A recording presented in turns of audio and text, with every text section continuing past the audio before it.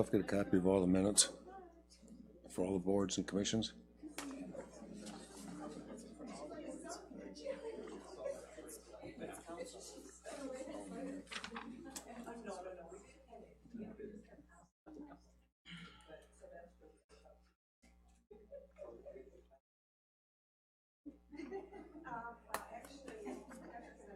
Yeah.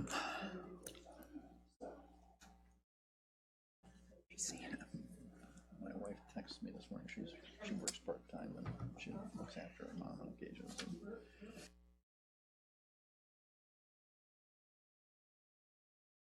So how's Miss Hop tonight? And you, sir? You know, it's just another day in paradise. I love it. Yeah. Are you sure you're talking about I just text back, what the question mark? She says I came back on the evening, the plus. Am I going right in? There you go, you fuck you.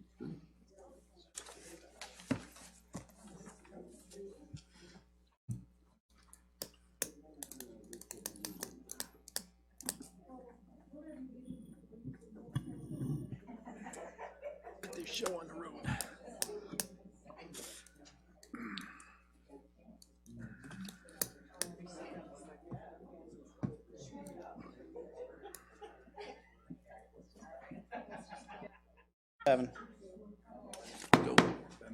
I'd like to bring Ferrisburg City Council meeting to order tonight, Monday, October 21, 2019. Roll call, please.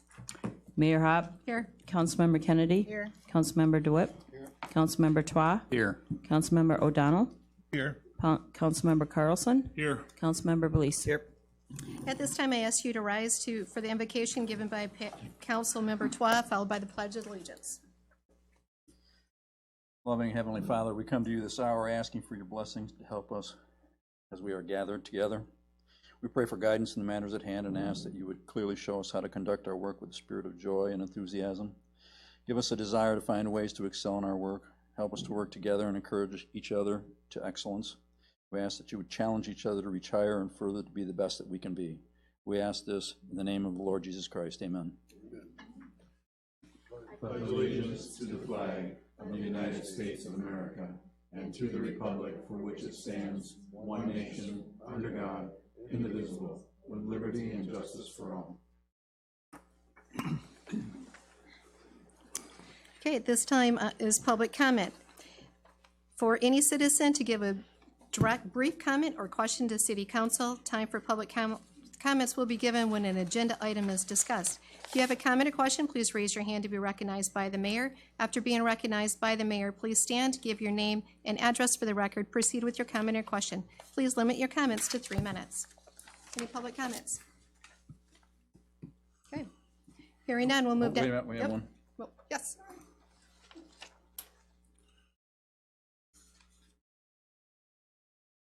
Hello, Valerie Blondin, 17728 170th Avenue. I just had a comment, and I'll give my copy of my email to Craig when I'm done. Everybody knows the bridge is an emotional topic, and there's been lots of things out on Facebook and such.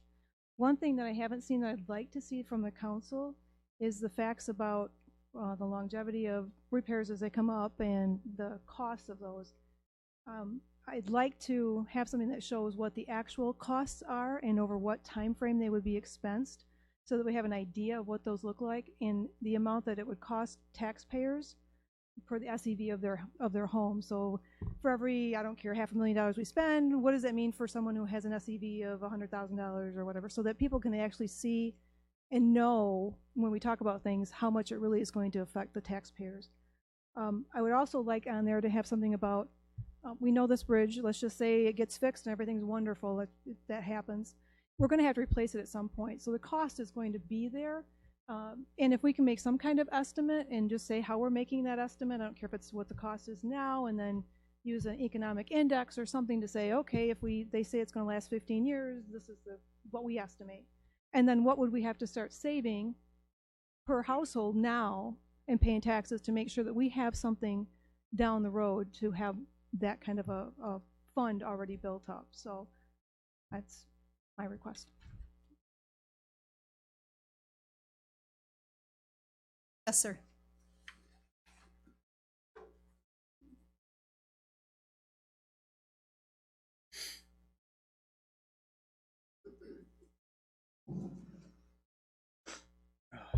Excuse me. Got a little allergy thing going on tonight. Mayor and other esteemed colleagues and council members, my name is Jerry Sias. I'm a write-in candidate for the city of Ferrysburg. I'm a lifelong resident of Ferrysburg. I graduated from Grand Haven High School. Since a young boy, I was eager to serve my country and community. While still a junior in high school, I volunteered for an 8-year commitment in the U.S. Army. While serving in the Army, I was trained as an engineer, which gives me the knowledge of road and bridge construction. I've been part of several road and bridge projects, so I have a unique understanding of what's needed to repair or replace Smith's Bridge and other infrastructure projects in our city. After the military, I decided to go on an electrical trade. I studied at MCC and GRCC. I received my journeyman's license and went on to supervise several municipality projects around Michigan. I understand the red tape in dealing with city municipalities, from funding to the Planning Commission.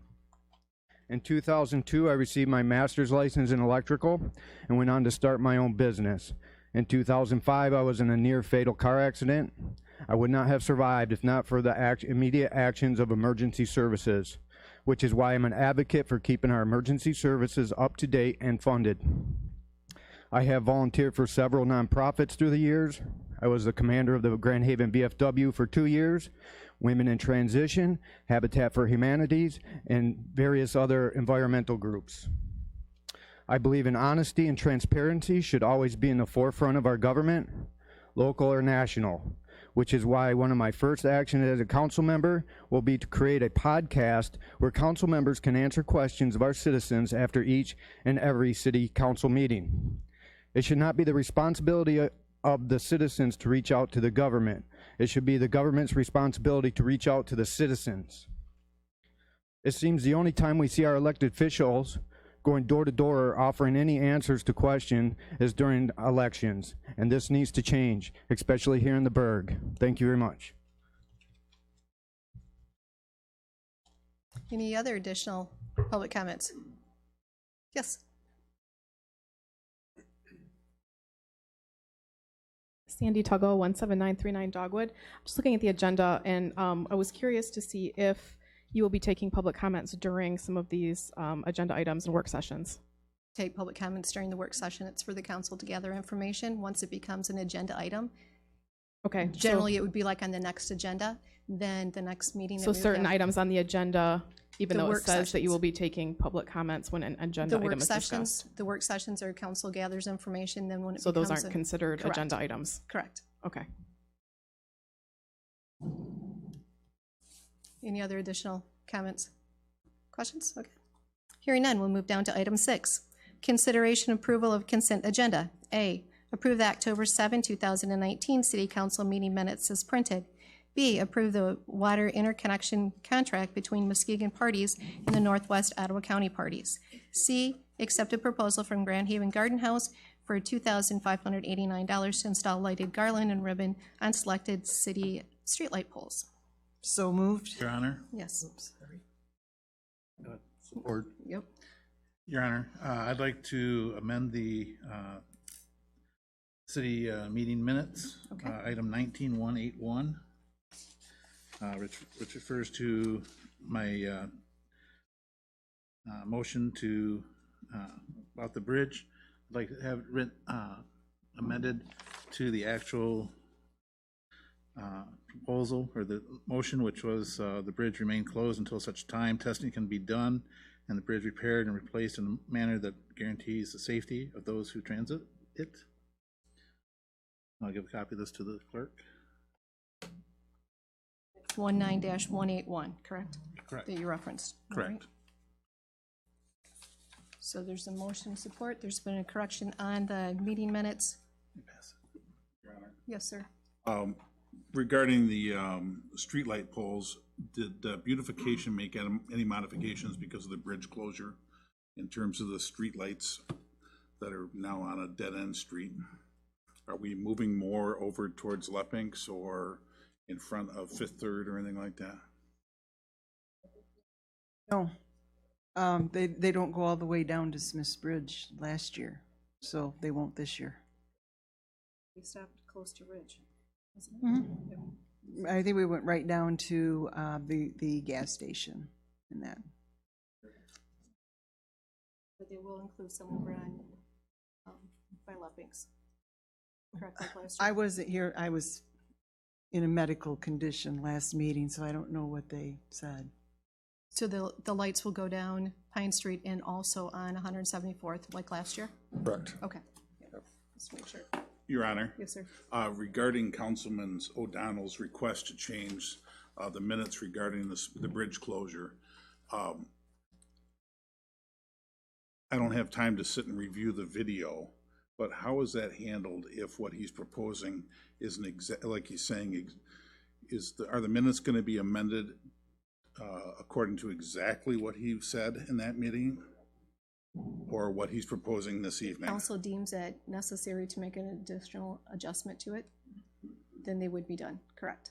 So So right now, we would revisit it again, you're saying? we could, yes, Okay, because the minutes become filed right, records that's that what we I'm have. asking. Mhm. Okay, Thank you. very good. Okay, so there's a motion support. We've had further discussion. Any other additional discussion regarding consent agenda? Hearing none. All those in favor stating aye. Aye. Those opposed, motion carries. Down to new business. Before we begin, 7A, Rhonda Klein from the Neighborhood Housing Services will not be with us tonight, so we need to remove 7A. And additionally, there was a request to have, under the work session, to have a candidate eligibility. So at this time, I would like to share that this information to be fully discussed would be after we receive information back, a legal written opinion from our attorney, because it's currently regarding the candidate eligibility is on the attorney's desk at this time. So I don't know if council wants to continue to discuss this as a work session. We don't have information back from the attorney. I need direction from the council whether this gets added on as a work session or not. Your Honor, Yes. I think anytime you're going into legal issues, our lawyer needs to be present. So I would say, no, this is not a work session right now unless we have our attorney sitting here and present. I'm not a lawyer. I don't want to write about a law, you know, I mean, All right. it's pretty serious stuff. Any other discussion regarding this request to put it on as a work session for today? And if it was on eligibility, now I'm leaving council, but the one thing I would say is if you're going to change things, that maybe anybody that runs for council in the future should serve at least 2 years on a board or a committee, so that they get a feel for how local government is run and get to know people in the political arena. Okay. It's just a suggestion. At that point, so I'm hearing the consensus of the council is not to add this as a work session tonight. Is that correct? Okay. So we will move on. So we will move down to 7B. Discussion take action if appropriate to approve an agreement between Verplank Dock Company and the City of Ferrisburg for leaf processing services and authorize the mayor and city clerk to sign the agreement. So this information, we've been doing this for, so it's a discussion, take action. I'll make a motion to approve the water interconnection contract. Nope, Or, hold on. We're on 7B. Oh, sorry. Verplanks. I'll make a motion to support the approval of the agreement between the Planks and the city of Ferrisburg for leaf processes. Second. Support. Further discussion regarding this, because there is a cost increase that's involved, but we have been doing work with them in 5-year increments, starting in 2001. Your Honor. Yes, sir. Is the cost increase for odor reduction? I think that there wouldn't be. They did move the piles to the west, so hopefully that will help with the odor issue.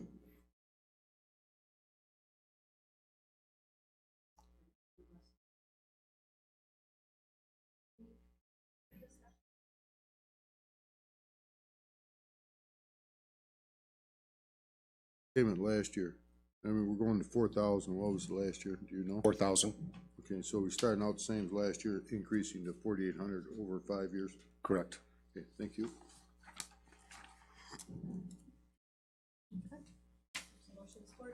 Discussion regarding this? Okay. Hearing none, all those in favor stating aye. Aye. Those opposed, motion carries. Moving down to 7C. Discussion, take action if appropriate to approve the Economic Development Services contract with the Chamber of Commerce for a period of October 1, 2019 through September 30, 2022, and to authorize the mayor and city clerk to sign the contract. Payment for 2019 to 2020 is $7,000.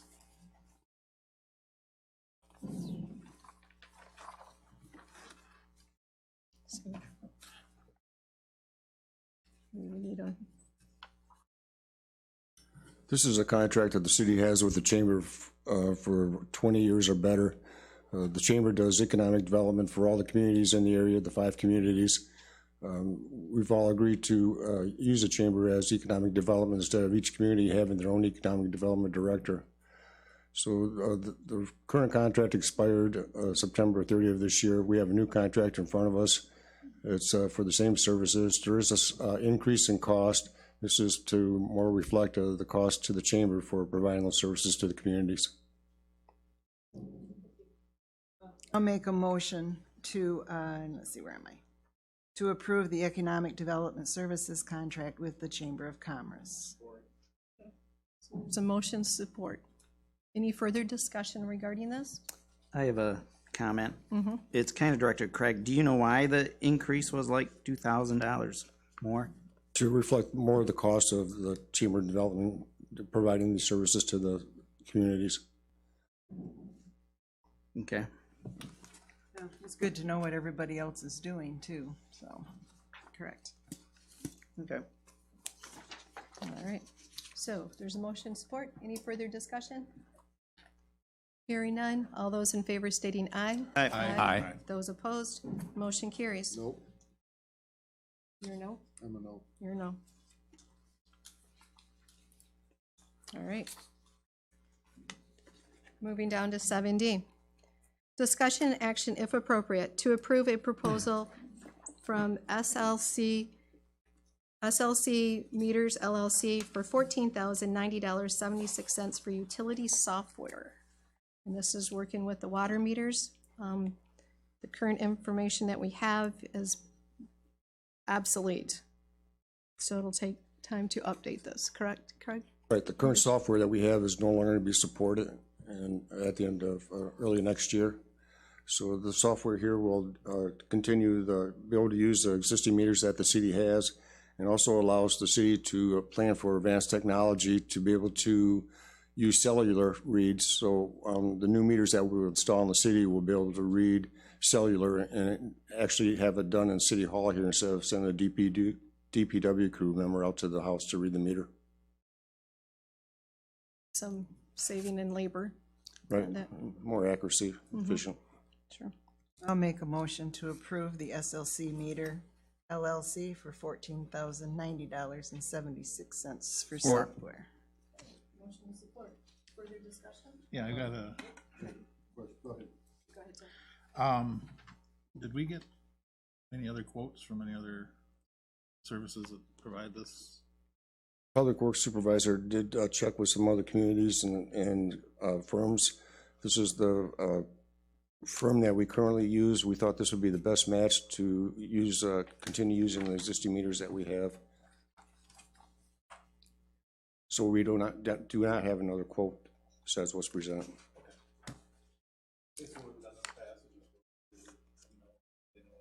Yes.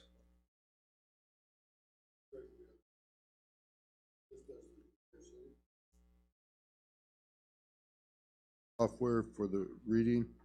Now, we have smart meters on the city at this point. No, we do not. We will So need this this. We is- will need the software to be able to start moving in the cellular direction.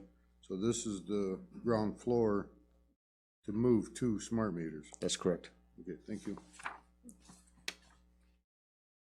Any additional comments or questions regarding this? Hearing none. All those in favor stating aye. Aye. Those opposed? Motion carries. Moving down to 7E, our work session, proposed restricted covenant on parcel number 700316451,001, commonly known as 110 Pine Street, William Ferry Park. Your Honor, Yes, we do have an expert here from Eagle that if you have any questions, we can ask him. okay, Paul, would you be willing to answer any questions? thank you. I'll just have you, if you want to come up to the microphone.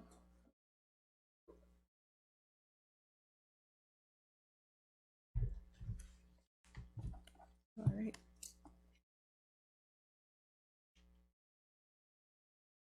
So, Paul, basically, I think City Council is looking for some information, why the monitoring wells are there.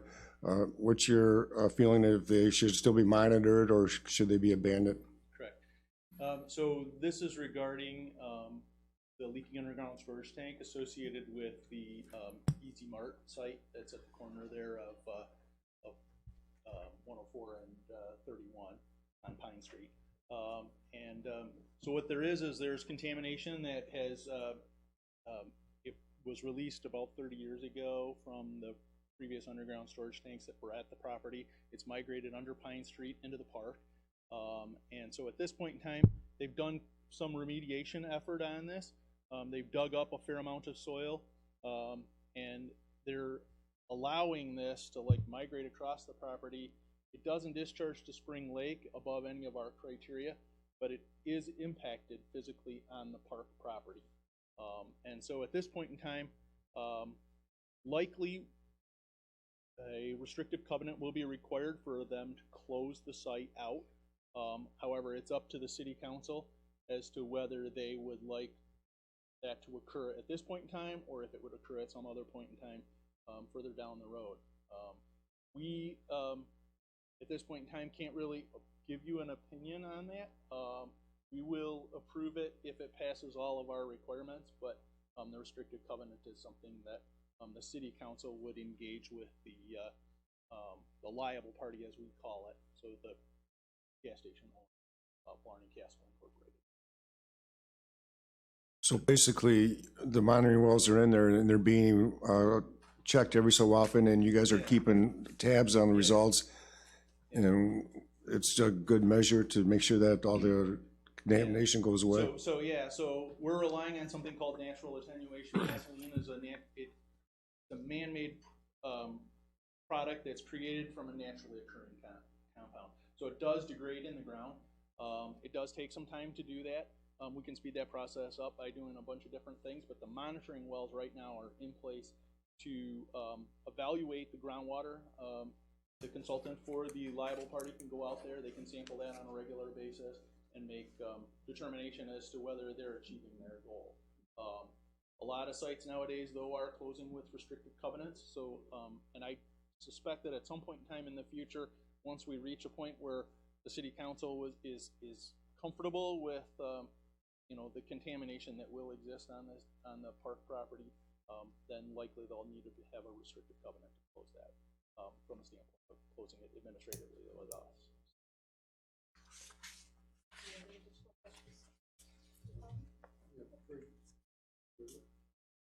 Craig, we already approved this monitoring wells to be allowed in place till 2024.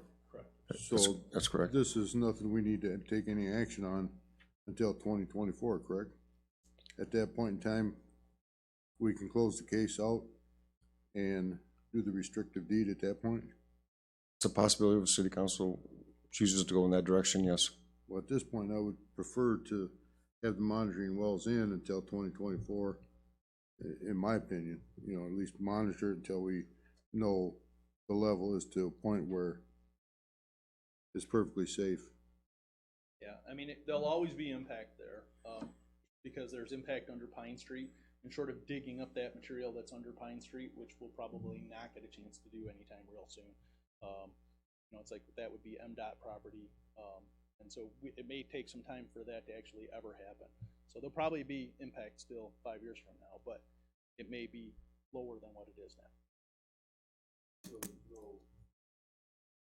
Legitimate reason to put a restriction on this or a covenant on this at this point. Just let it materialize as we're monitoring it, correct? Right, it'd be best to leave the monitoring wells in there so that Eagle can still keep an eye on it, and if it does progress worse, that we can take some action.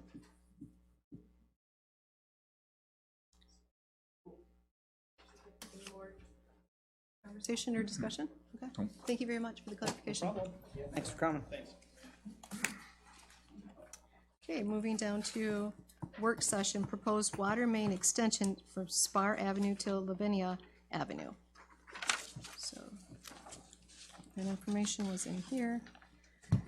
Craig, can you, At the last meeting, the city council approved moving forward with the Maple Street water extension.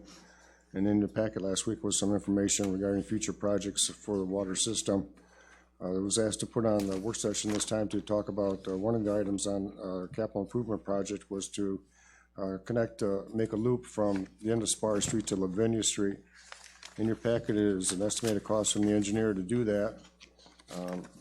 So a couple things we need to happen first before we move forward on that. The engineer is recommending that we do soil borings and soundings to determine even if that's possible, to make sure that the water main can sit in there on the bayou. And we'd also need to get an easement from a property owner to go across their property from Spar Street. So if city council is interested in moving forward with this, I would recommend that they direct staff to look into see if they can obtain a easement for a water main over some property.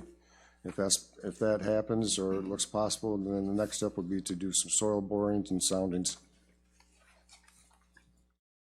Your Honor? yes, Didn't the fire chief come to us and want this looped in there in case there's a fire at the school there? West Michigan Academy? This has always been in the city's water reliability study as a recommendation to loop, so we don't have a dead end there. Fire chief about water pressure at the school. We had an incident at the school that this would backfeed that from both ways. I recall something about him recommending that. I would have to go through my notes. I don't know the answer to that. It would benefit the firefighting capabilities, yes. what we did with the church was constructed. Correct. Dead ends are not good. The other question I got, Craig, is the water fund can absorb this cost with no significant issues. Well, there's money in there to do both projects, the Maple Street and to look into the Spar Lavinia connection. Once we get some more information on whether we're going to be able to get an easement and whether the soil borings show that this project can move forward, we're going to get a better cost estimate at that time.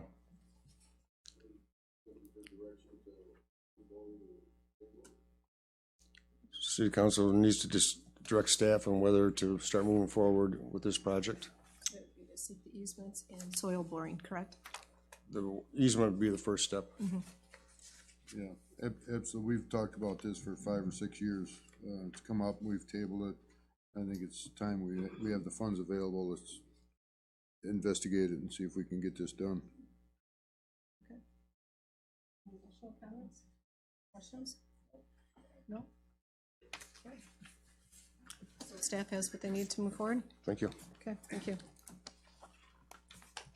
Okay, the next one is Smith's Bayou Park.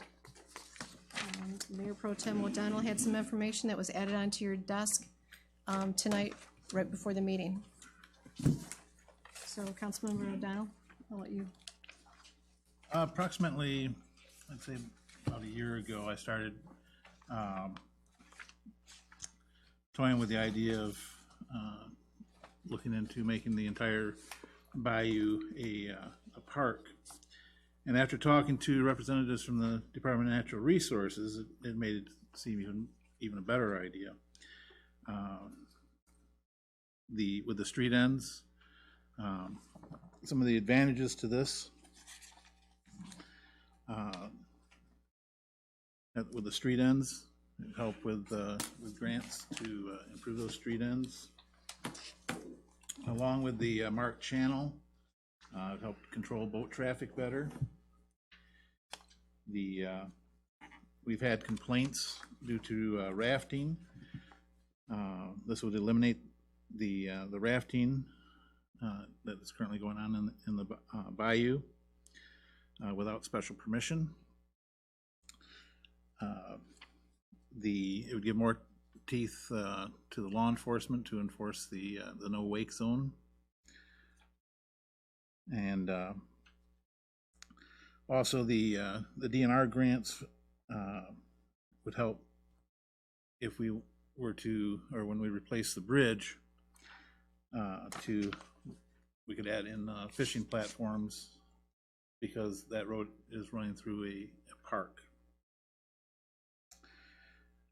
The east boundary would be the same line as where the no wake zone is, and you can't really see it on this map, but there'd be a little extension by the bridge going to the first road south, which is Lake, and up to Lakeview, just including the right-of-ways there to become part of the park. One of the problems that would need to be looked at is need to be some changes to the ordinance pertaining to parks and recreation, specifically 94.02, 94.08, or 94.04, 94.05, 94.08, 94.10, and 94.21, which refer to hours of operations, operation of vehicles, storage, picnics, and hunting.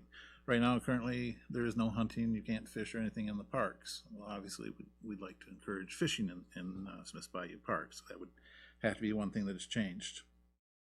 The property line for the park would be, I'm proposing to go along with the current property lines as stated in the Ottawa County GIS map. So, there would, and the exceptions would be made for people with their docks that would be sticking out into the water. They could park their boats there and use those as private docks. We can either change all of the different parts of the ordinance, or just create one that makes an exception. That would be, and include all these exceptions in there.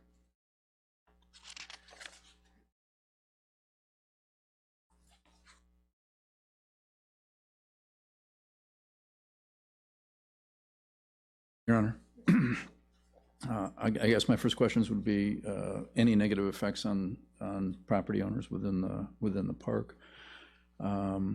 You know, what would they be? Would there be any limitations to those people? Would their property rights be respected? That would be my first concern. There would really be no change in what there currently is. All we're doing is we're just designating as a park. People still can still use the waterways as they do now. The big advantage, like I said, is because the bridge going through there, if we were to want to build a fishing platform, the DNR would look favorably on that because that is a road that is going through a park, or part of a park. The DNR's budget allows for these type of... I was told that the DNR fund is flush with money and they're looking for places to give it away. Okay, so are we looking at funding in entirety or a portion of, or is that to be determined? That would be determined. That would be something that the Parks and Recreation Committee could look at. So is this something we want to have council give the directive for the Park and Rec Commission to review? Yes. Your Honor? Mm-hmm. I have concerns like Mr. Twa has as far as the zoning, usage of your property. Some of these, obviously, we'd have to write a special language for this particular park. Some of the things that are prohibited in, other parks, motor vehicles, such as what, that would all have to be refined in this, if we made this park. I guess my question to you, Tim, is what's the advantage of it? The advantage is that it gives a little bit more control of the waterway. Right now, the Sheriff's Department, they write for marine violations, but if it is written properly, the no wake, definitely going over 15 mile an hour would be definitely excessive, create a wake. But I'm looking at also the grant possibilities to help us develop that area. And the other thing, which is really unique, is right now this would be the only park that is entirely a waterway. That makes it unique, and maybe we could use that as a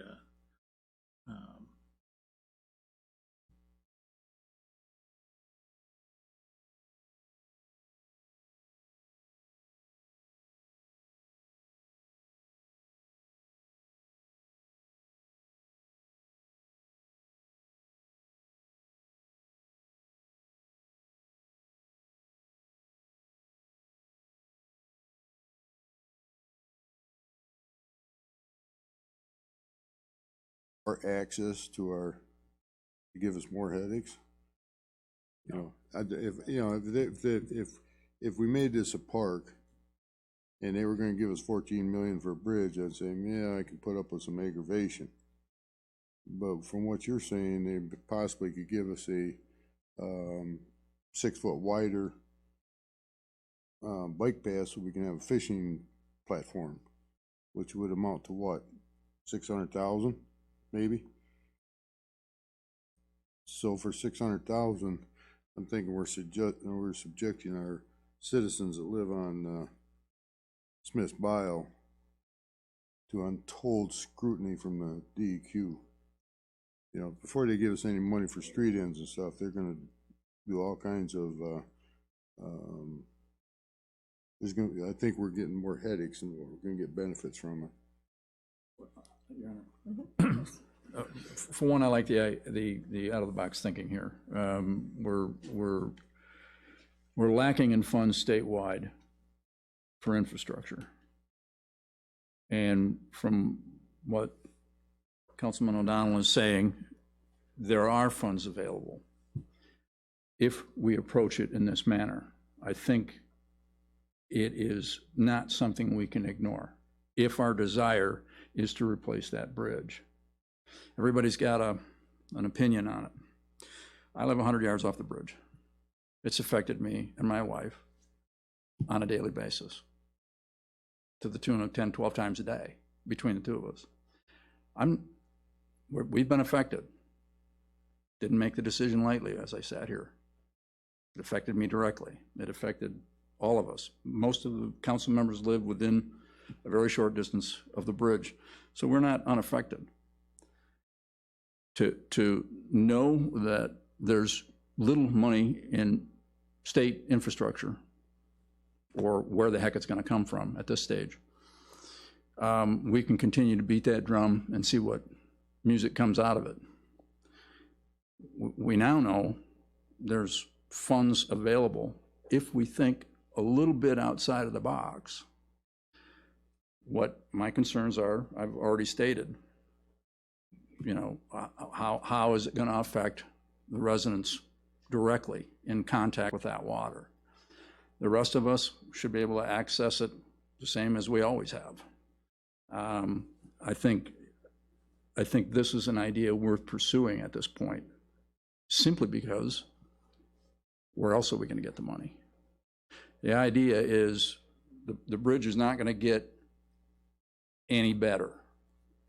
It can't suddenly get to a good or a great status. It's in a state of deterioration, will continue to deteriorate. We can slow it down, but eventually that bridge is going to have to be replaced. Here we have an idea that I think we need to pursue.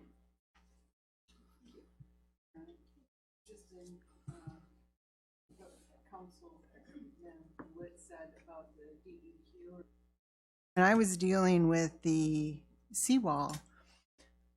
There's reasons that they have. It's mainly environmental, and they have to protect that water and the soil and everything else. The seawalls have destroyed a lot of natural filterization that was there eons ago. But everybody was very nice, very professional. What takes its time is they come out and they do their inspection. That happens right away. What doesn't happen right away is when everything that they take down goes to a desk.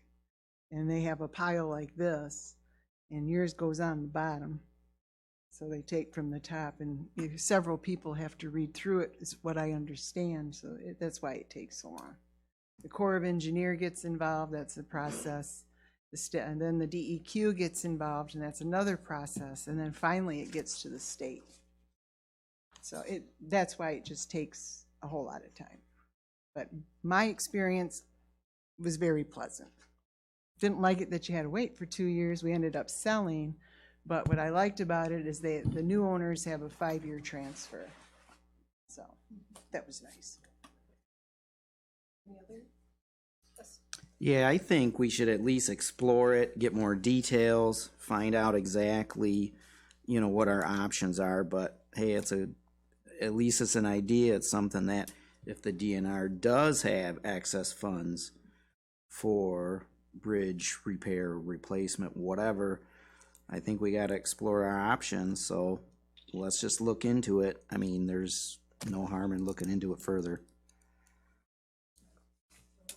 Looking into it further would involve the Recreation Committee. Let me take that back. No, is that correct? Well, Recreation? it would, Yeah. right.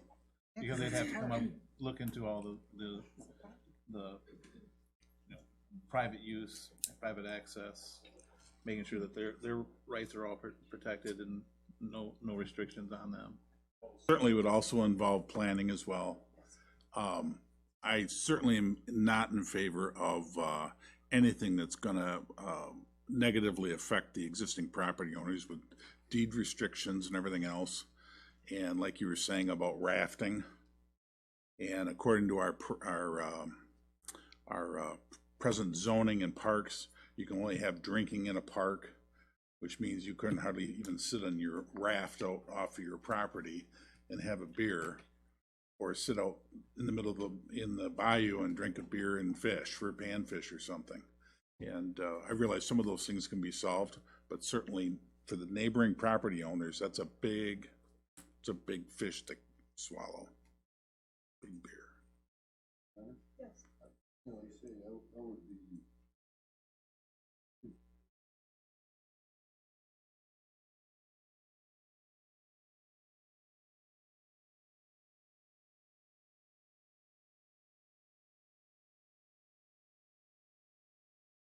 I'm sitting there and I'm fishing for bass. I want to have beer.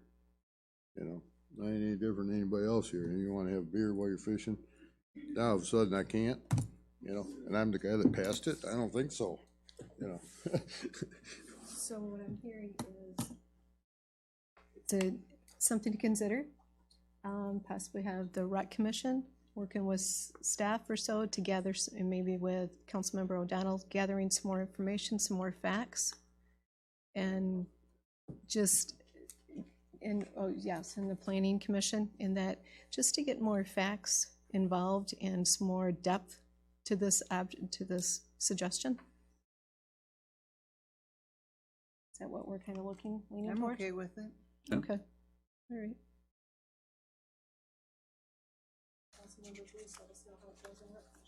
Will do.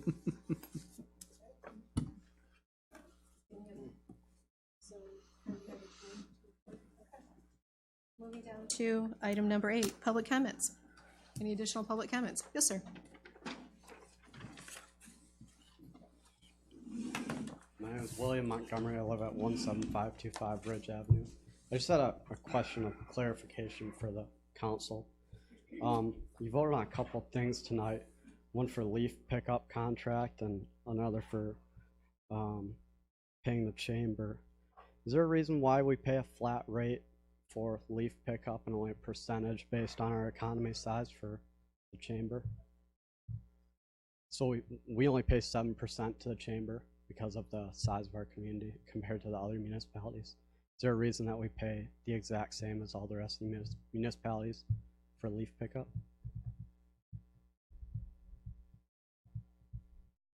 Just the cost, and they divided by the 5 communities. It looks like 20% for every community, but that Yeah. seems awfully skewed for such a small community.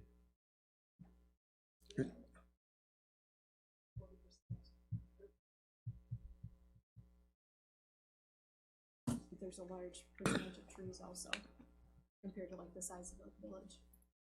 Okay. Yeah, because Grand Haven Township, I would have to think, is far more trees than us. Oh, it's just the flat rate that the cost for planks to process the leaves, and they just divide between the 5 communities. Okay. Is that something that the council would ever explore?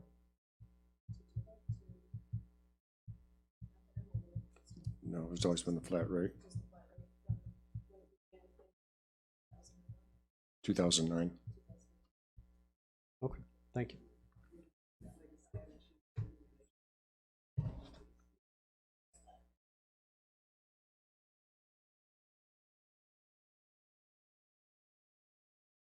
Yeah, I just feel like we're a small community trying to keep up with some communities with a lot bigger pockets than we have.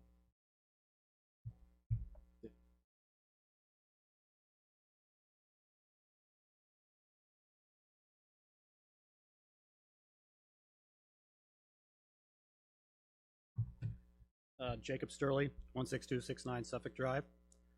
I wanted to follow up on the what you guys talked about with candidacy eligibility.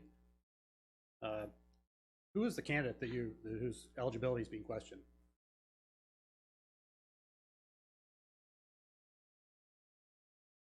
And the city attorney is reviewing this right now. The election's 2 weeks away.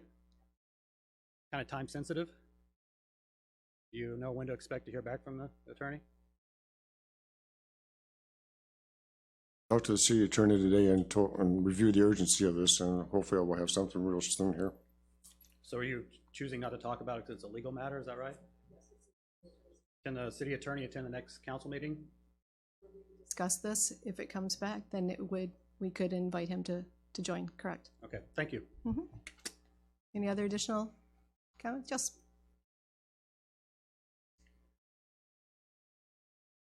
Molly Sturley, 16269 Suffolk. Is the candidate whose eligibility is being questioned Steph Raleigh? Okay. I just wanted to say one other thing too, to follow up with Councilman Twa's comment about beating the same drum. Maybe it's time to pick up a different drum, or maybe play the cymbals or the saxophone. You've been exploring replacement funding for a long time. It's not working out. I think now we'd like to talk about replacement, to do the testing that's on the table. We're really hoping you'll approve that at the next meeting so we can get the numbers, get the facts, get everything together, and see if replacement is an option.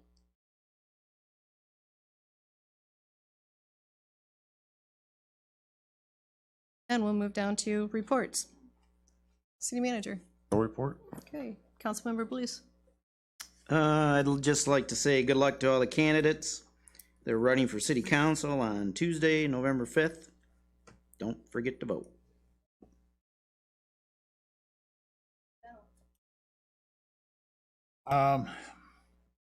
Couple things I'd like to, for council to take into consideration in the very near future. We have the 2020 census coming up. At the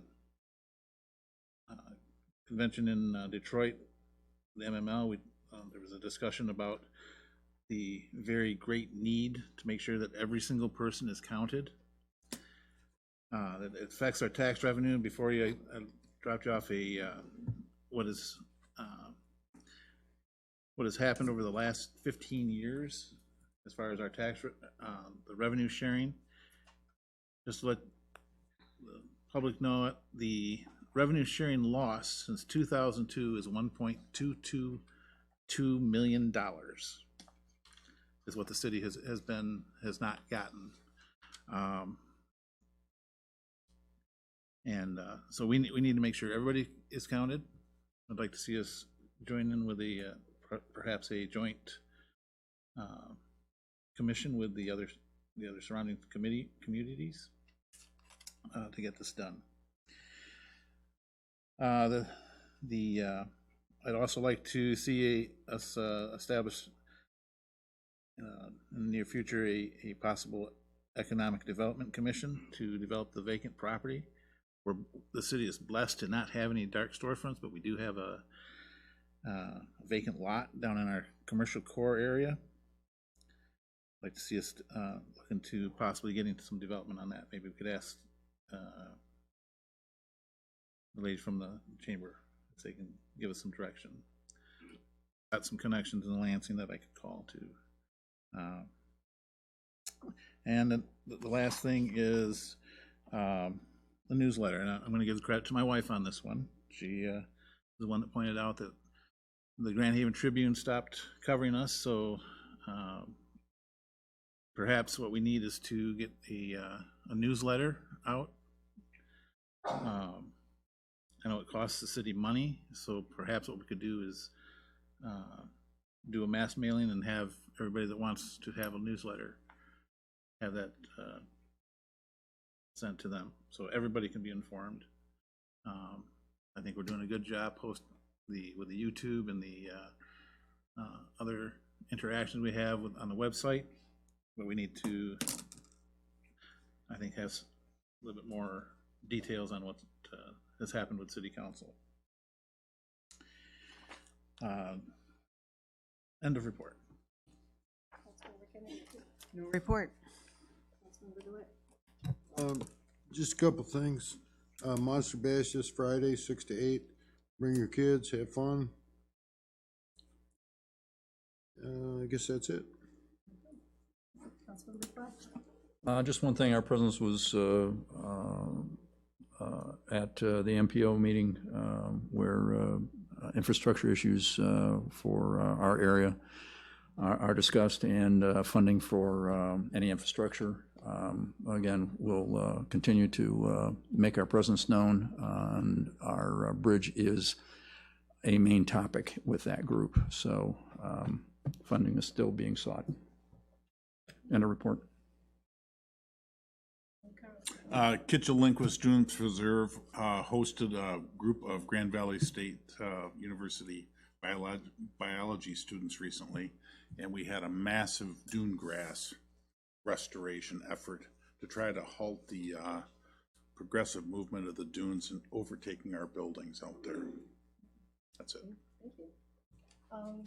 Couple of things that I have. Thank the fire department for the great open house. It was well attended, and also the ribbon cutting for the new Fire Barn Park. I also participated in the Ottawa Stands dedication on Tuesday, and that's great. So it's all open and inviting you to go out there and hike the trails. That's all I have. Motion adjourned. Support. All right.